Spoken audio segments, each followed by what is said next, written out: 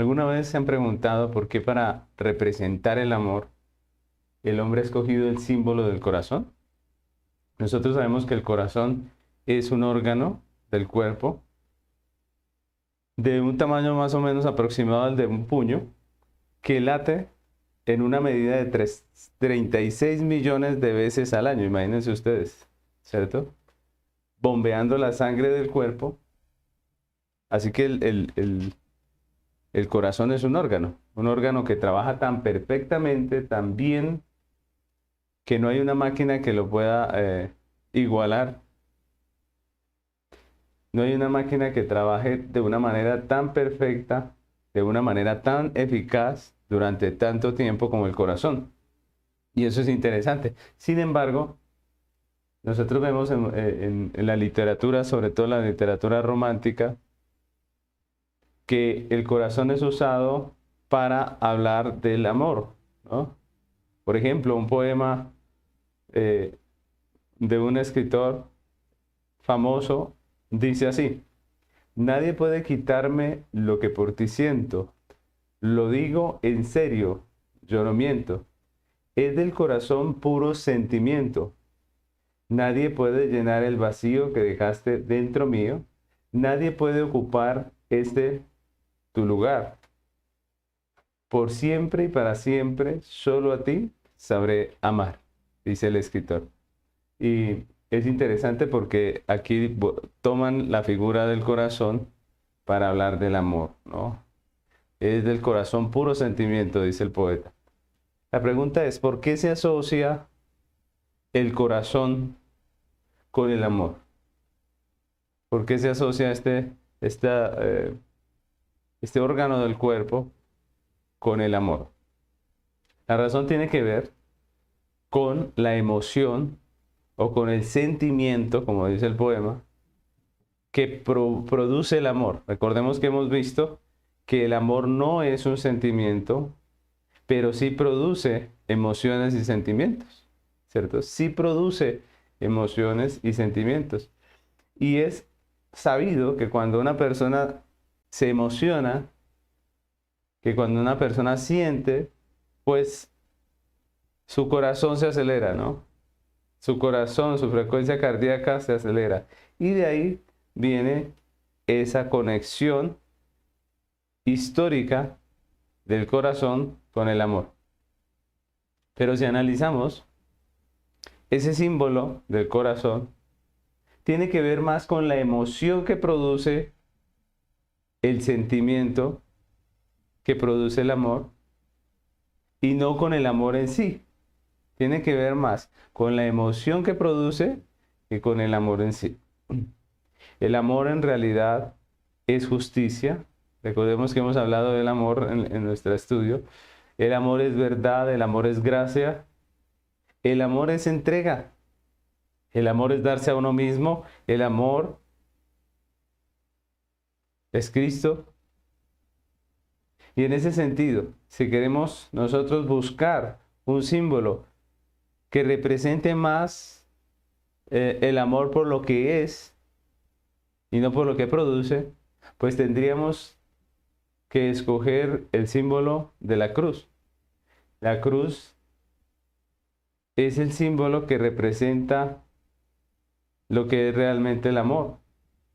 El único símbolo que representa lo que realmente significa el amor es la cruz de Cristo, porque en la cruz vemos manifiesto de una manera maravillosa lo que es realmente el amor.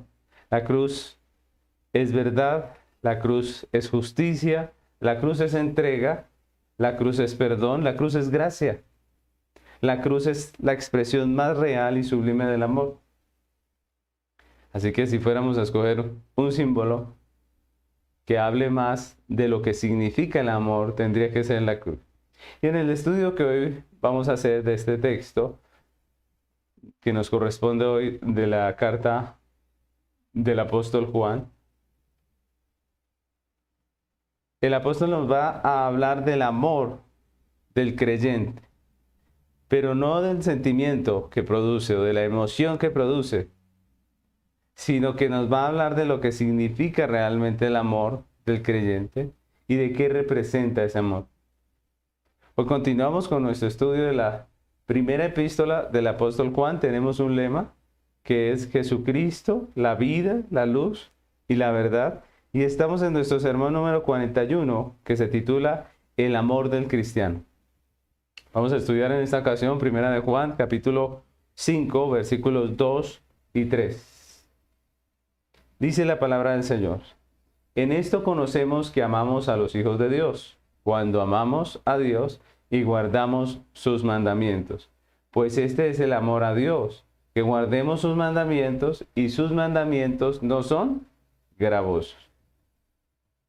Esta es la primera epístola del apóstol Juan, que estamos estudiando ya hace unos meses. Y en esta Juan escribe a una iglesia que está pasando por un tiempo de falsa doctrina. Estamos estudiando el capítulo 5, donde el apóstol Juan cierra esta carta haciendo una descripción muy completa de lo que es la vida del creyente, ¿no? Específicamente, Juan en este capítulo nos presenta 10 aspectos de la vida del verdadero creyente. Y hace 8 días comenzamos con el primer aspecto de la vida del creyente, y es la fe, su fe. ¿Sí recuerdan? Hablamos de su fe. Hoy, en el texto que nos corresponde estudiar y que acabamos de leer, Juan nos presenta el segundo aspecto importante de la vida del creyente, y es el amor. En esta ocasión el apóstol ya no nos habla del amor de Dios para el creyente, sino que nos instruye acerca del amor de un verdadero creyente, del amor del verdadero creyente. El apóstol nos presenta 3 puntos importantes acerca del amor que caracteriza al verdadero creyente. Y vamos a ver esos puntos en este día, si Dios nos lo permite. Entonces vamos a comenzar. El primero de ellos, el primer punto importante del amor que nos presenta Juan aquí, es el objeto del amor.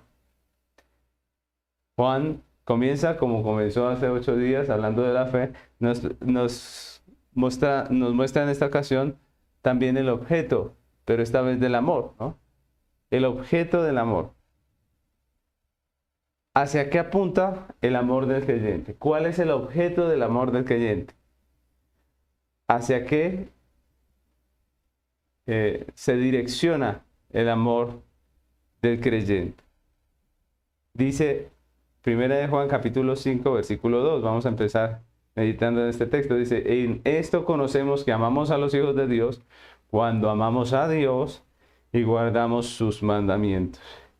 Y como podemos ver en este texto, el apóstol comienza hablándonos del objeto del amor del creyente, y a través de esta carta hemos visto que el hombre pecador no puede amar, ¿cierto? ¿Recuerdan?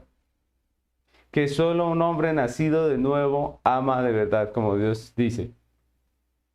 Pero la pregunta es, ¿hacia qué está enfocado el amor de alguien que ama verdaderamente, como dice la Escritura? De alguien que ha sido redimido por Cristo. ¿Hacia qué apunta el amor? ¿O hacia quién? En este texto Juan nos habla de un doble objeto del amor del creyente. ¿Cuál es? Primero Dios, ¿cierto? Y también los hermanos. Está claro en el texto. Pero Juan pone como primero el amor de Dios. Notemos que el texto dice que podemos conocer que una persona ama a los hermanos porque ama primeramente a Dios. ¿Sí se dan cuenta del orden? Lo primero es el amor de Dios. Si hay amor a Dios, entonces hay amor al hermano. Es decir, si un hombre no ama a Dios, entonces tampoco puede amar a los hijos de Dios. Primero es el amor a Dios. Primero un hombre debe estar reconciliado con Dios para luego poder amar a su prójimo como a sí mismo, como Dios manda. Ahora, todos los hombres deberíamos amar a Dios. Esa es la lógica de la creación. Dios es nuestro creador, el que nos formó, el que nos hizo, y por lo tanto deberíamos amarle a Él y a su ley. Esa debería ser la consigna de todos los hombres. Sin embargo, nosotros vemos que en la práctica eso no es así. El hombre pecador no ama a Dios. Miremos la realidad que en la actualidad nos rodea. Miremos lo que pasa en el mundo. Y notaremos que la verdad es que el hombre no ama a Dios. Vemos gobernantes aprobando como bueno lo que es pecaminoso delante de Dios. Vemos jueces legislando en favor del pecado. Vemos pastores siendo vetados, siendo multados, siendo encerrados y en algunos casos incluso hasta asesinados por predicar la verdad, por predicar la ley de Dios, por predicar su evangelio. Vemos científicos buscando negar la existencia de Dios. Vemos una filosofía mundial que aboga por el libertinaje y por ser librados de las leyes y de las ordenanzas de Dios. Y lo que tenemos que decir es que el hombre no ama a Dios. El hombre pecador no ama a Dios, más bien le aborrece. Aborrece su ley, aborrece sus mandamientos. Por eso lo quiere negar, por eso quiere negar su juicio, quiere negar su moral absoluta, su verdad absoluta. El hombre no ama a Dios y a su ley, más bien le aborrece. ¿Por qué? Porque desde la caída de Adán y Eva en el huerto, el hombre se rebeló haciéndose enemigo de Dios. Es la realidad, lo hemos visto en otras ocasiones. Miren lo que dice Pablo acerca de la realidad del hombre después de la caída. Leamos Romanos capítulo 1, versículo 18. Romanos capítulo 1, versículo 18 hasta el 23. Dice, porque la ira de Dios se revela desde el cielo contra toda impiedad e injusticia de los hombres que detienen con injusticia la verdad. Mire, el hombre detiene con injusticia la verdad. Dice, porque lo que de Dios se conoce le es manifiesto, pues Dios se lo manifestó. Porque las cosas invisibles de Él, su eterno poder y deidad, se hacen claramente visibles desde la creación del mundo, siendo entendidas por medio de las cosas hechas, de modo que no tienen excusa. Miren lo que va diciendo el texto hasta aquí. Dice que Dios se revela al hombre, que Dios se manifiesta al hombre a través de su creación, a través de su palabra, y que el hombre, por lo tanto, no tiene excusa. Pero ¿qué hace el hombre con esa verdad? ¿Qué hace el hombre con esa justicia de Dios? ¿Qué hace el hombre con la revelación de Dios? Dice que él la desprecia. Dice que la niega. Y dice el 21, pues habiendo conocido a Dios por medio de la revelación, no le glorificaron como a Dios ni le dieron gracias, sino que se envanecieron en su razonamiento y su necio corazón fue entenebrecido. Profesando ser sabios se hicieron necios. Miren, cuando el hombre profesa ser muy sabio y decir Dios no existe, lo que está haciendo es lo que dice aquí el texto. Está negando a Dios que lo creó. No porque no crea en Él realmente, no porque no pueda entender que hay un Dios, sino porque no le ama, no le desea, no desea su ley. Le aborrece porque es pecador.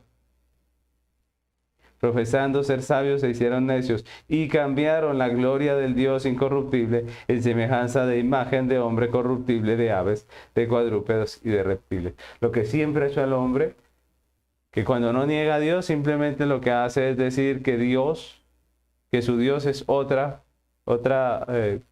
cosa, otro ser, otro ídolo, pero no el Dios de la Biblia, no el Dios verdadero.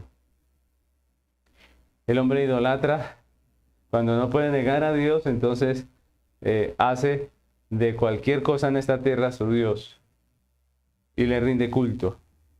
Se fabrica un Dios conforme a sus deseos, un Dios que no le juzgue, un Dios que no le confronte por su pecado. Y es lo que vemos en la Escritura, el hombre es pecador. El hombre es pecador, está destituido de la gloria de Dios. Y notemos que Dios sí se revela al hombre, pero a causa de su pecado el hombre no quiere saber absolutamente nada de Dios. Solo la gracia de Cristo transforma el corazón del hombre para que pueda amar a Dios. Ya no solo como su creador, sino también como su salvador, como su Señor. Es la gracia de Dios la que puede hacer que un hombre ame al Señor, ame a Dios. Jeremías 24:7 dice, y les daré corazón para que me conozcan, que yo soy Jehová, y me serán por pueblo, y yo les seré a ellos por Dios, porque se volverán a mí de todo su corazón. Están hablando de la obra del Señor en el nuevo pacto. Dios promete dar su corazón, es la regeneración. para que le podamos conocer, para que el hombre le pueda conocer, para que se pueda volver a Dios de todo su corazón. Esa es la conversión, ese es el nuevo nacimiento. Entonces, cuando un corazón ha nacido de nuevo y puede amar a Dios, entonces también, como dice el apóstol Juan aquí, el hombre puede amar a su prójimo, puede amar a sus hermanos. Cuando el hombre, por el nuevo nacimiento, puede amar a Dios, entonces puede amar a sus hermanos. Lo único que puede hacer que un hombre pueda amar de verdad, primeramente a Dios y a sus hermanos, es la obra de Dios. Y si se dan cuenta, lo uno está ligado a lo otro, lo uno está inseparablemente unido a lo otro. Solo el que ama a Dios puede también amar al hermano. Solo el que ama a los hermanos puede decir con verdad que ama a Dios. ¿Recuerdan que Juan lo dice? Que si decimos que amamos a Dios pero aborrecemos al hermano, pues mostramos que estamos mintiendo, dijo Juan. Pues es lo que nos está mostrando aquí. El amor a Dios y el amor al hermano están ligados. Están unidos, no se pueden separar.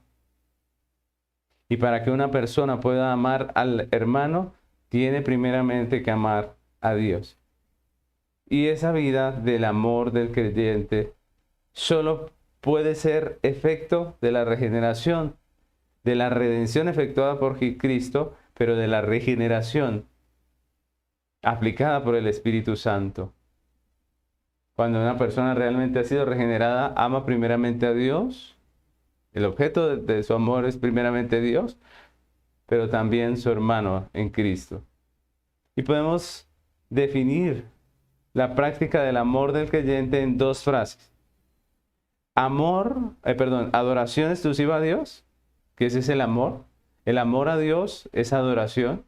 El amor a Dios se manifiesta en adoración exclusiva. Recordemos que la adoración que Dios exige es exclusiva, ¿cierto?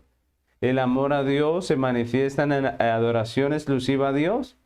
Y el amor al creyente, al hermano, se manifiesta en comunión con los hermanos, con la iglesia del Señor. Entonces, así se puede resumir la vida del cristiano. Es una vida de adoración a Dios y de comunión con la iglesia. Si esas dos cosas no son evidentes en una persona que profesa fe en Cristo, lo más seguro es que esa persona está mintiendo, ¿cierto? Y el libro de los Hechos describe a la iglesia en muchas partes, resaltando esas dos realidades. Vamos a ver un texto de Hechos. Hechos capítulo 2, versículos 46 y 47. Vemos uno de esos textos donde la iglesia es descrita, pero en donde hay un énfasis en estas dos cosas, en la adoración, pero también en la comunión como iglesia. Miren lo que dice Hechos 2, 46, 47, dice: y perseverando unánimes cada día en el templo y partiendo el pan en las casas, comían juntos con alegría y sencillez de corazón, alabando a Dios y teniendo favor con todo el pueblo. Y el Señor añadía cada día a la iglesia los que habían de ser salvos. Comunión con los hermanos, compartiendo el pan, pero también alabando a Dios, exaltando su nombre, adorando. Adoración y comunión. Adoración y comunión. ¿Tienes una vida de adoración a Dios y de comunión con los hermanos? Es la pregunta en este primer punto. ¿Tienes una vida que se manifiesta el amor a Dios a través de la adoración y la comunión con los hermanos? El segundo punto importante que vemos aquí acerca del amor del creyente verdadero es la definición del amor que nos da Juan, la definición del amor a Dios, o la definición del amor a Dios, del creyente a Dios. En la primera parte del versículo 3, Juan escribe así: pues este es el amor, que guardemos sus mandamientos. Miren lo que está diciendo Juan. Este es el amor, que guardemos sus mandamientos. La palabra con la que empieza este versículo y que es traducida en nuestras Biblias como pues, ¿cierto? Dice pues lo que hace es enlazar el versículo anterior con lo que va a decir ahora, ¿no? Y es prácticamente una explicación de la última frase del versículo anterior. En el versículo 2 terminó diciendo Juan, cuando amamos a Dios y guardamos sus mandamientos. Y ahora Juan dice, pues este es el amor. Notamos que está explicando la última frase de su anterior texto. Lo que vemos aquí es un preámbulo que une todo lo anteriormente dicho para crear una definición de lo que es el amor a Dios.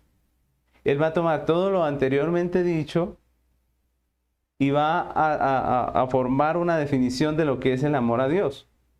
Y es interesante porque ya Juan nos ha definido lo que es el amor al prójimo. Hemos resumido esa definición diciendo que el amor al prójimo es la procura desinteresada de su bien, ¿cierto? La procura desinteresada del bien de mi hermano. Ahora el apóstol define el amor a Dios.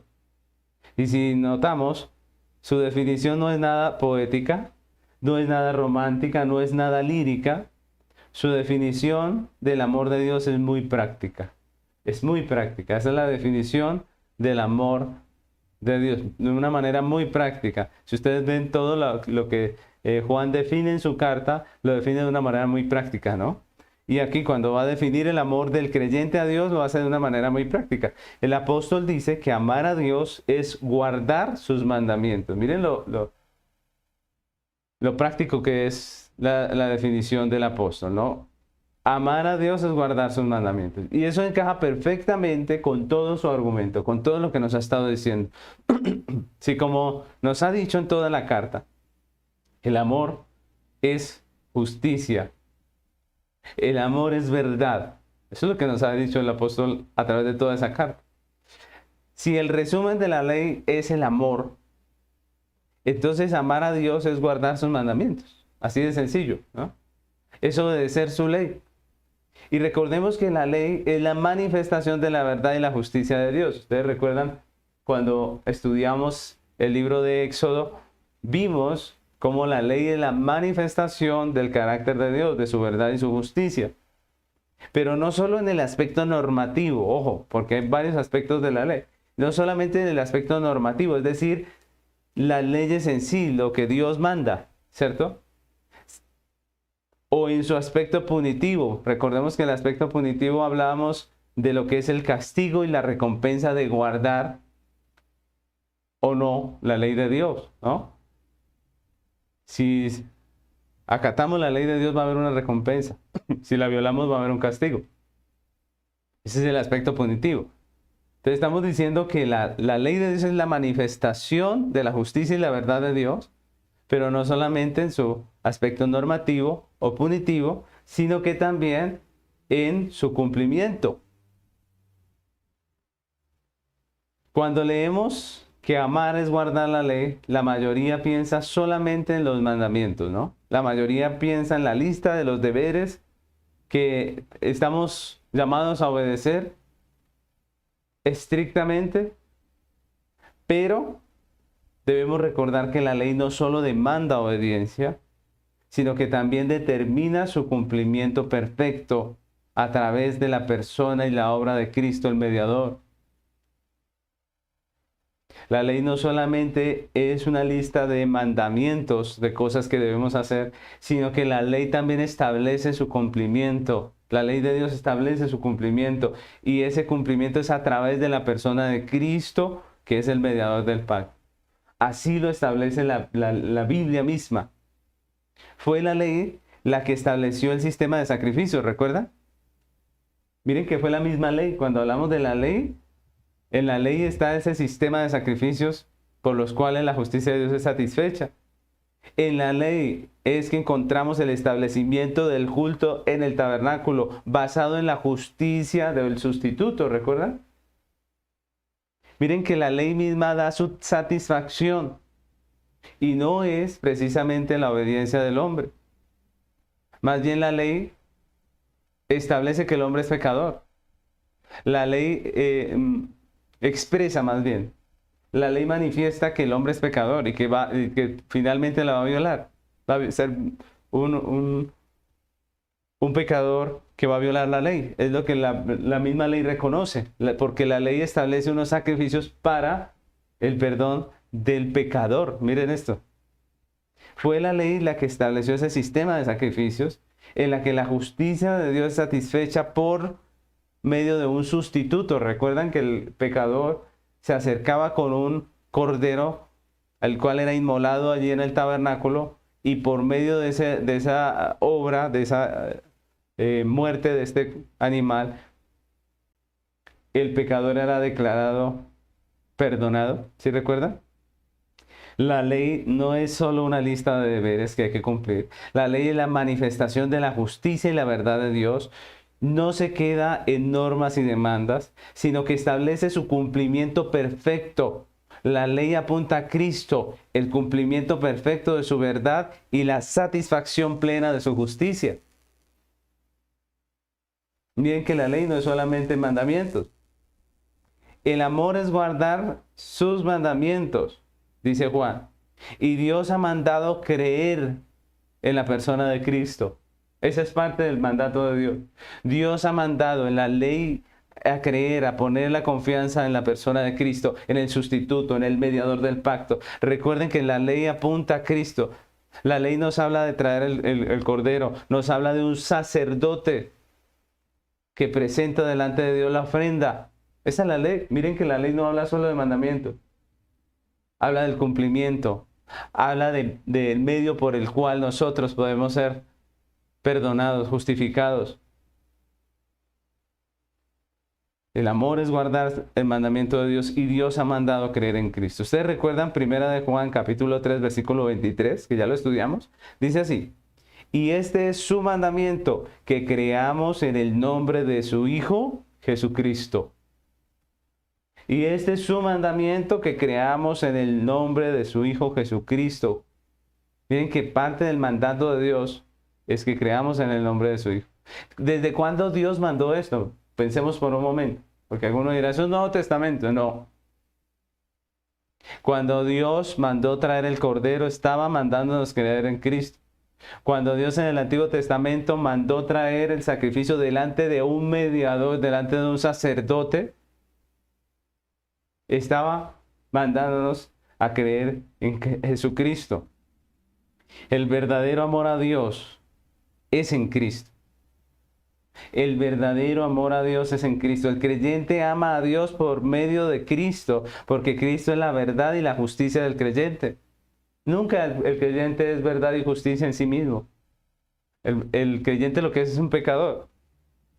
Pero es en Cristo que el creyente puede hacer justicia y verdad.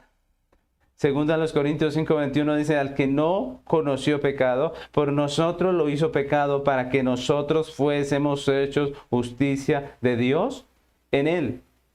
Solo en Cristo un hombre puede caminar en verdad y justicia delante de Dios. Solo en Cristo una persona puede caminar en justicia, en verdad delante de Dios. Puede ser reconocido como justo. Porque ese es el Evangelio. Muchos grupos legalistas, al mejor estilo de los fariseos, se declaran defensores de la ley de Dios a rajatabla, ¿cierto? Pero en realidad no lo son. Si ellos se apegaran a la ley como dicen, si ellos verdaderamente quisieran guardar la ley de Dios como dicen, pues no hablarían solo de las normas, sino también hablarían del cumplimiento perfecto. No hablarían solamente del aspecto punitivo, de la recompensa y el castigo de guardarla o no guardarla, sino también de su plena satisfacción en Cristo, que hace parte de la ley. Hablarían de Jesucristo. Eso es apegarse a la ley.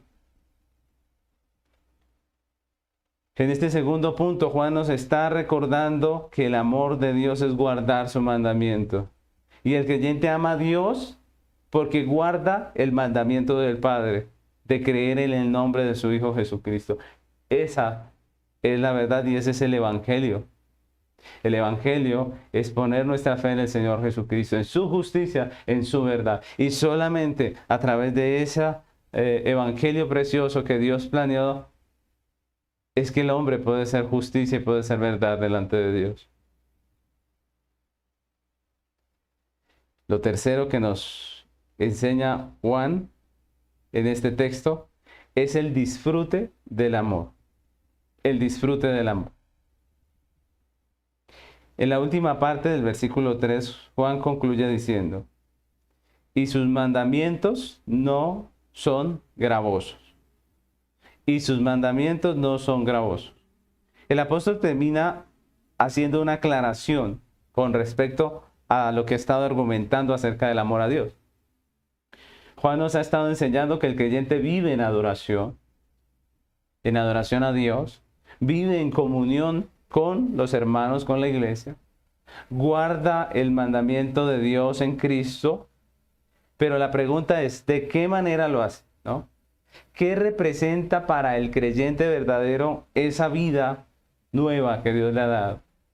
¿Cómo vive una persona redimida el verdadero cristianismo? ¿Cómo vive el verdadero cristianismo? ¿Es para él un sacrificio? ¿Es para él una situación muy difícil? ¿Cómo vive su vida un creyente? El apóstol finaliza la idea que nos está comunicando, recordándonos que la vida del amor a Dios, de amor a Dios y de amor al hermano, del verdadero creyente, esa vida de guardar el mandamiento de Dios en Cristo, para el creyente verdadero no es una carga.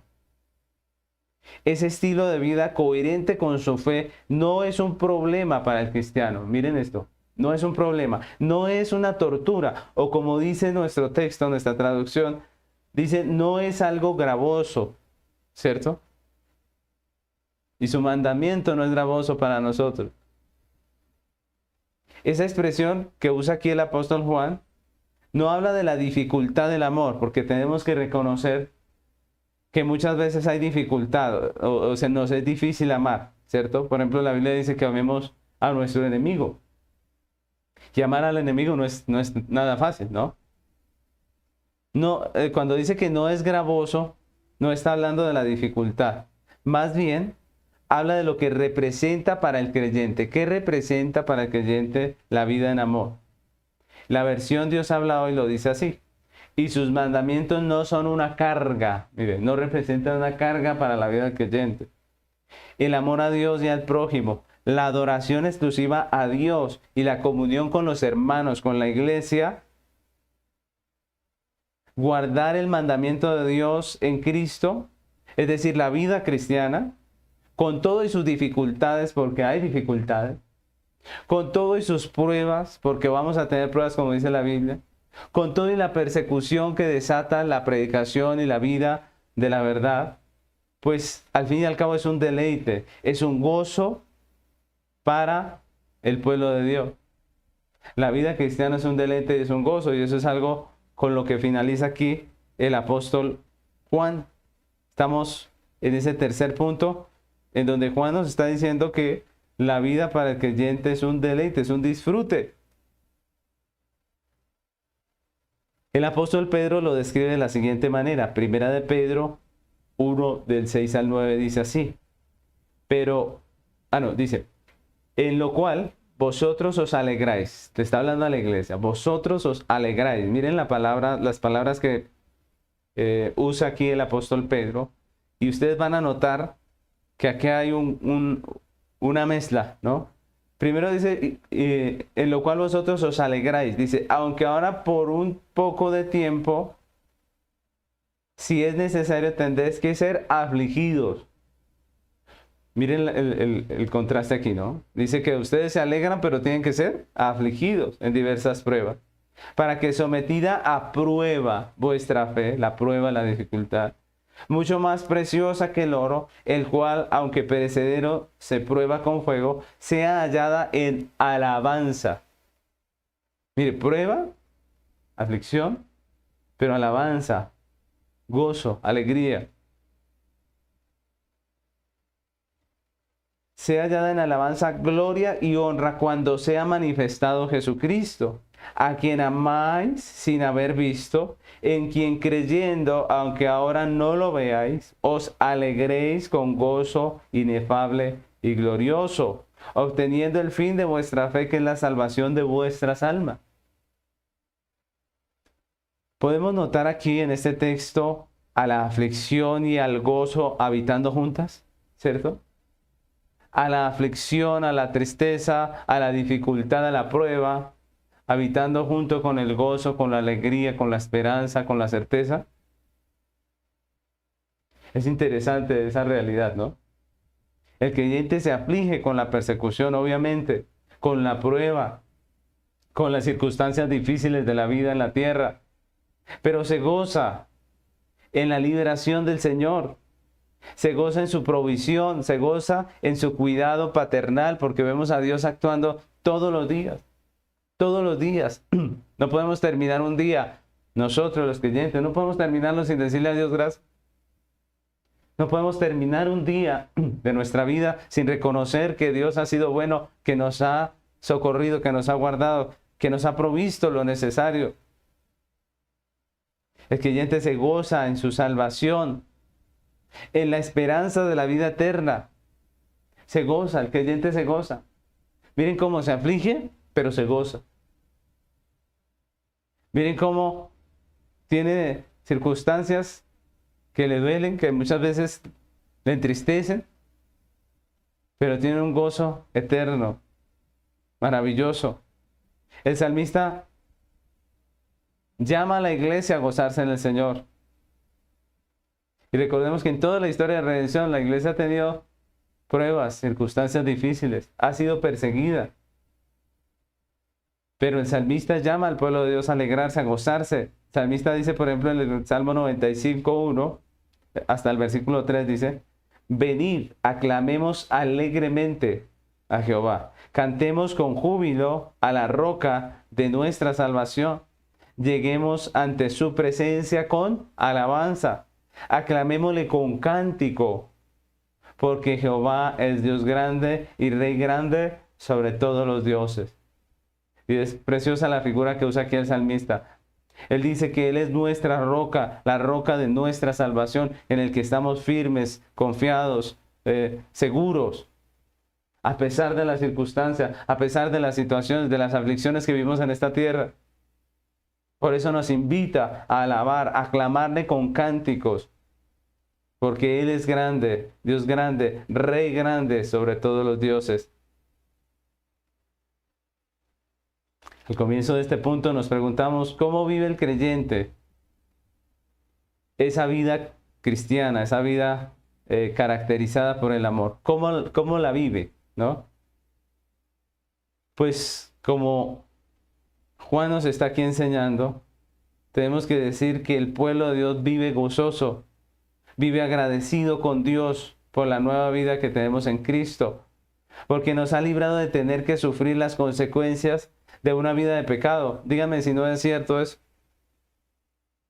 Miren cómo vive el mundo en su desorden, en su pecado. Miren las consecuencias que tiene que vivir el mundo. Ustedes nada más cogen un periódico o ven un noticiero y tenemos que decir que la vida del mundo es muy difícil. Dicen que la vida cristiana es difícil. Pero miren cómo es la vida del mundo. La vida del mundo es muy difícil. Las consecuencias del pecado son terribles. La aflicción por causa del pecado es muy terrible. Una vida bajo las directrices del pecado acarrea dolor, sufrimiento, aflicción.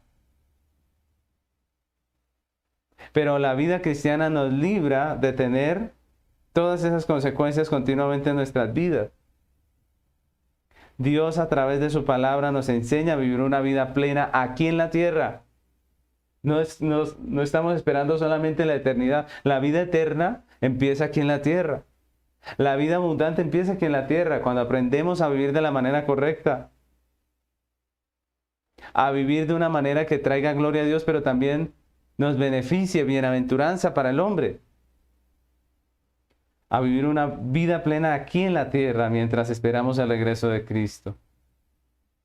Dios nos enseña por su palabra a administrar bien todo lo que nos ha dado. Nos enseña a vivir plenos con Él. Pero también el pueblo de Dios tiene una esperanza bienaventurada. Una certeza que nadie le puede arrebatar de su corazón. Y es la certeza eterna. La certeza de la herencia eterna en Cristo. que llena su gozo, su corazón de gozo, que llena su alma de alegría. Esa es la vida del creyente. Una vida en donde se deleita aquí en la tierra adorando a Dios, donde disfruta de todo el bien que Dios le trae a su vida, pero también, mientras espera la venida del Señor, él tiene la certeza, tiene la esperanza que le llena su corazón de gozo, la esperanza de la vida eterna, la esperanza bienaventurada. El impío teme cuando va a morir, el impío teme el juicio de Dios, el creyente sabe que su Señor le va a llevar a sus mansiones eternas, se goza en el día del regreso del Señor y espera con anhelo ese maravilloso regreso.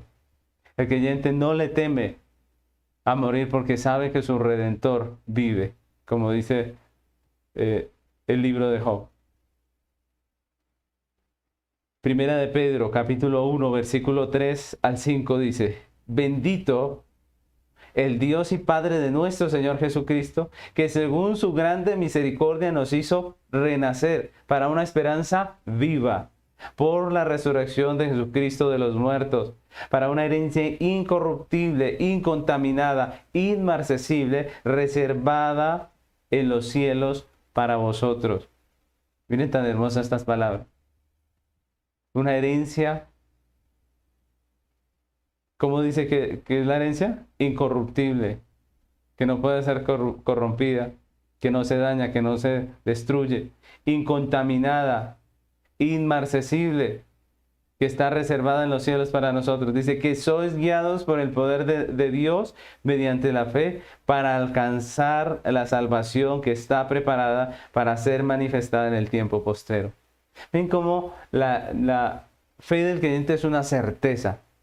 Dios mismo es el que nos va a guardar por el poder de la fe.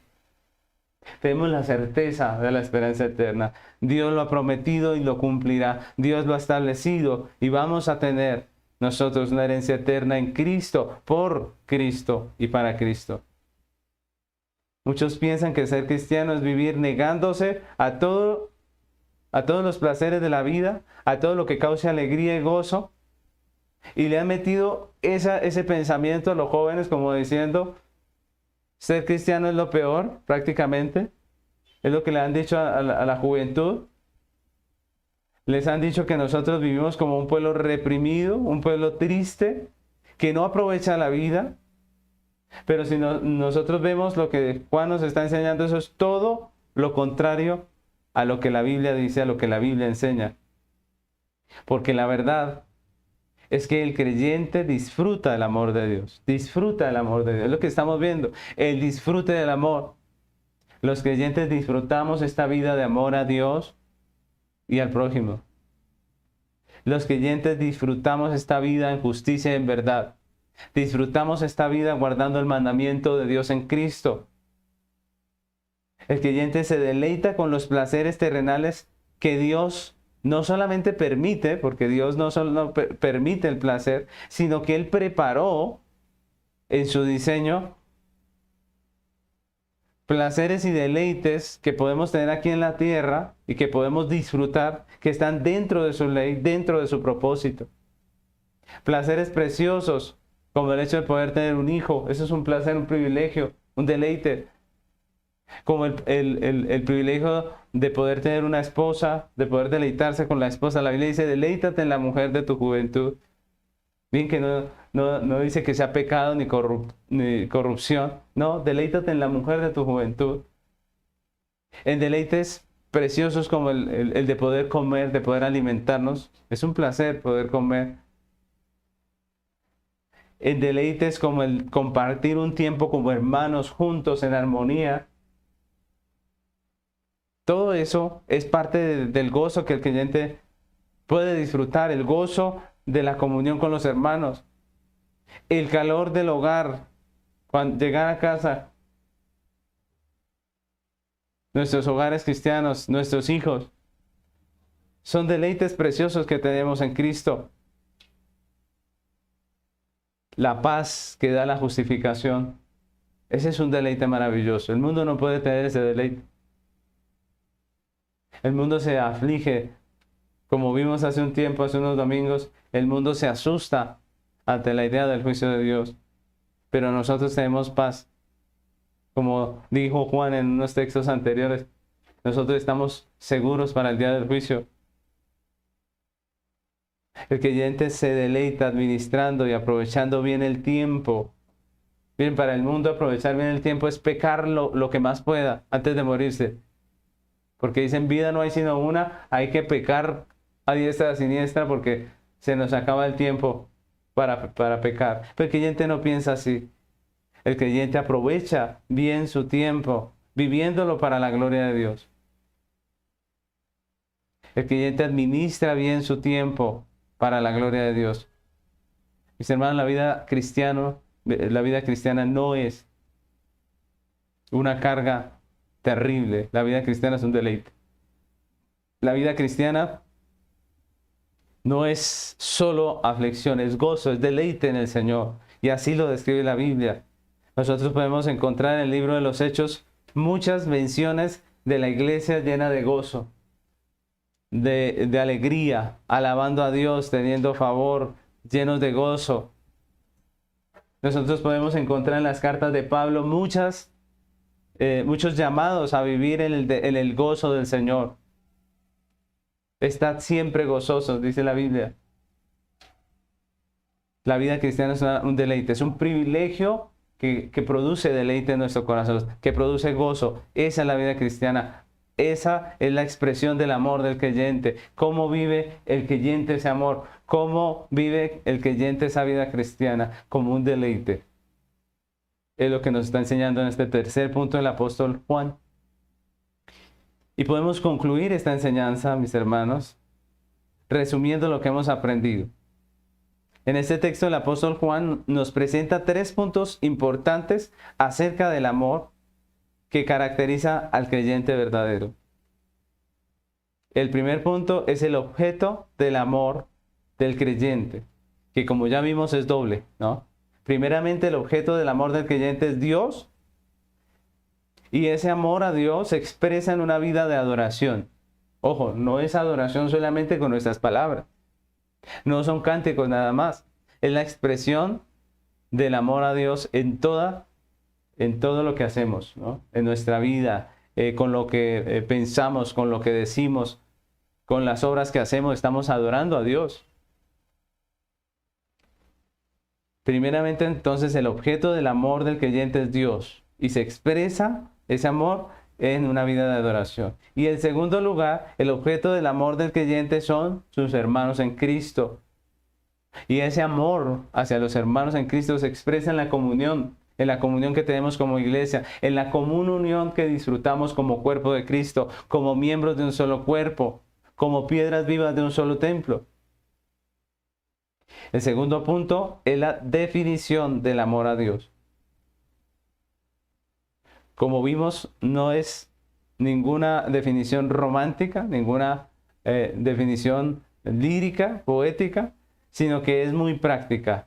El amor a Dios es guardar sus mandamientos, es guardar su ley.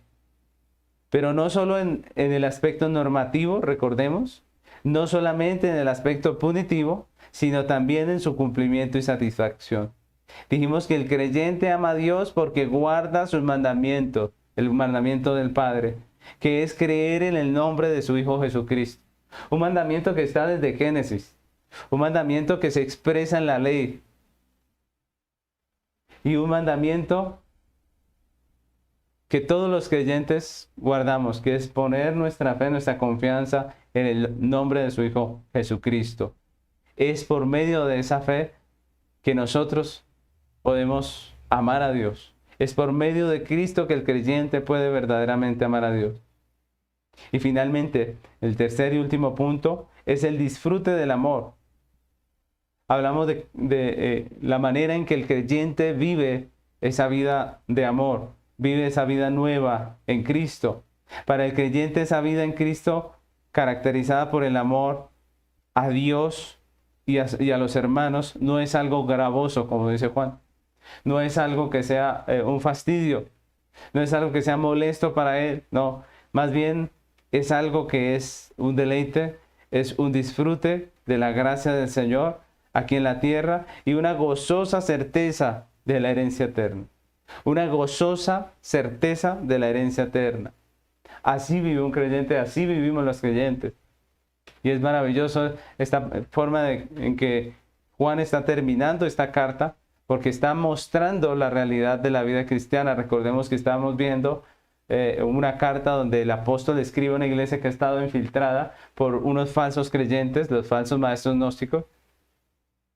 Y lo que le permite a esta iglesia, Juan, a través de este capítulo que habla de la vida del cristiano, es comparar la vida de un verdadero cristiano con lo que están viviendo estas personas que se ven infiltradas. Es a través de esa comparación que Juan espera que la iglesia pueda identificar y pueda seleccionar lo falso de lo verdadero, pueda hacer una obra de discernimiento donde pueda purificar esa congregación. Y lo que vemos aquí es que el verdadero creyente vive una vida de amor, de deleite en el amor a Dios y al prójimo. La pregunta ¿es tu vida como creyente una vida de adoración a Dios y de comunión con la iglesia? Porque los maestros gnósticos ya no están, por lo menos aquí en esta iglesia local. Pero Dios nos está haciendo este examen a nosotros, a nuestro propio corazón. Y esa es la pregunta. La pregunta es si nuestra vida como creyentes es una vida de adoración a Dios y de comunión con la iglesia. ¿Esa es la realidad de nuestra vida? Porque el religioso solamente está para que le ayuden y nada más. Pero ¿es nuestra vida realmente una vida de adoración a Dios y de comunión con la iglesia? ¿Amamos a Dios conforme al mandamiento de poner toda nuestra confianza en Jesucristo? ¿Ese es el amor que profesamos a Dios? Poner nuestra confianza en nuestro amado Señor, el Salvador y Redentor Jesucristo. ¿Disfrutas tu cristianismo en esta tierra?